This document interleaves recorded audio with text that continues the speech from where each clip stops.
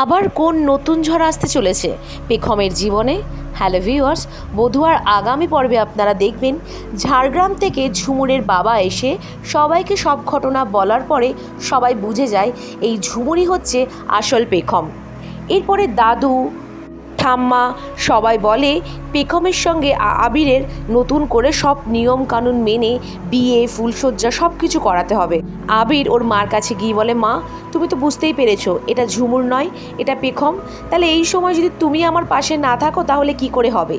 আবিরের মা মনে মনে কি বলবে বুঝতে না পেরে কোনো রকমে পেখমকে আবারও বরণ করে ঘরে তোলে। পেখম আর আবিরে ফুলসজ্জার আয়োজন করে বোনেরা মিলে। এক নতুন শুরু করে আবির আর পেখম। কিন্তু পেখমের যে অনেক শত্রু, একদিকে রানা রায়চৌধুরী, অন্যদিকে কৌশিকী, তার মধ্যে আবার কাকুমণি। সত্যিই কি পেখম আর আবির সুখে শান্তিতে সংসার করতে পারবে, না নতুন করে ঝড় আসবে আবারও পেখমের জীবনে?